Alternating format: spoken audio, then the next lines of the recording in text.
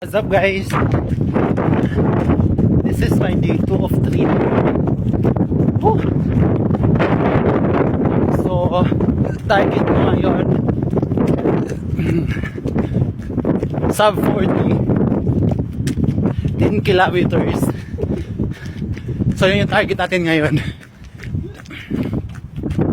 Tsaka maintain na natin yung pace natin para maano natin, para makontrol sa 14 kilometers. We'll try. Woo! What's up? Oh. So sub 25 5 kilometers.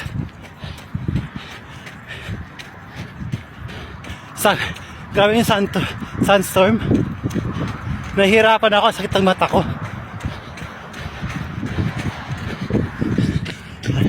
Ang lakas pa ng hangin. Kaya medyo nahirapan talaga ako. Pero tuloy. Baka 5 km muna ako ngayon.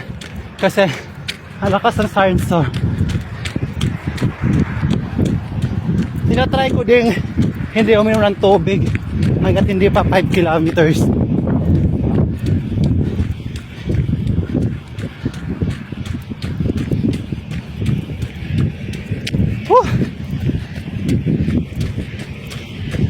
Ay. So inom na ako ng tubig 5.1 kilometers. So ngayon lang ako uminom. Ay, ang tubig ko.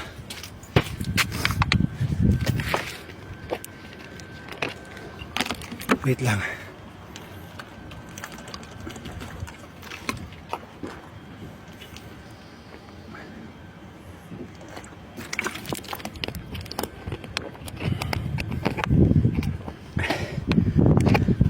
So 5.1. Let's go.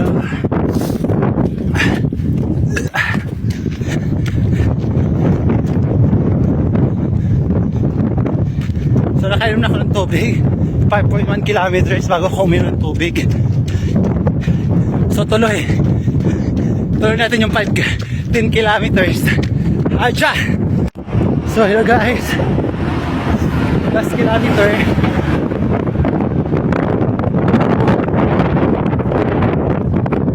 Nine km na tayo.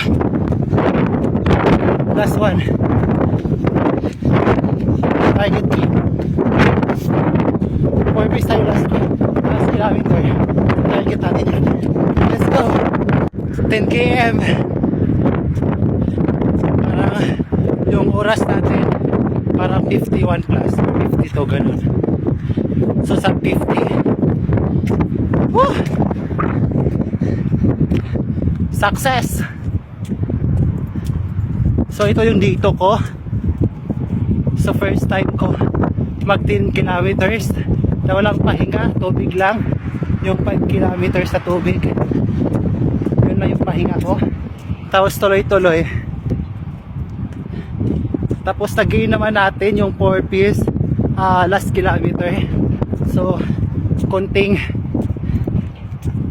training pa guys. So self-training tayo ha. Self-training naman tayo. Oh, ang lamig.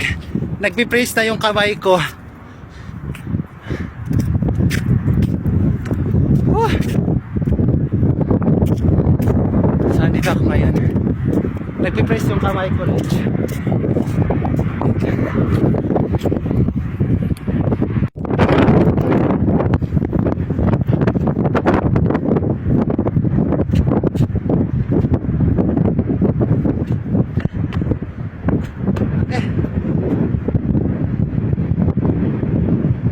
So carry naman 10 kilometers. Aja. So hindi man sub 40 yung naging natin, pero yung goal natin. Pero since first time natin ngayon mag 10 kilometers straight na walang pahinga, yun lang, tubig lang. Siguro 30 seconds ulit yung tubig yung inom natin.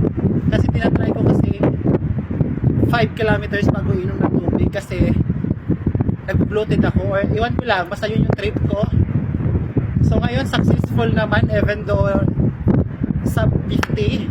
21 ata yun. So, not bad. So, nag-freeze na yung kamay ko, nag-pray. As in, literal, nag-freeze talaga siya. Kasi ang lamig. Tapos, alam mo yung ang lakas ng hangin. Tapos, sinasalubong ko yung yung hangin. So, parang kailangan mo ng lakas doon. Nagsalubong.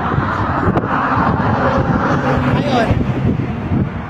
Sana sa day ng event, hindi siya mahangin kasi sila umaga naman. Kasi it's 12. What time is it? So, ang time ngayon, 12:29. So, after work, ko nag-jogging, nag-training. 11 yung out ko, 11 p.m. So, after nung, pahinga lang konting BS, training agad.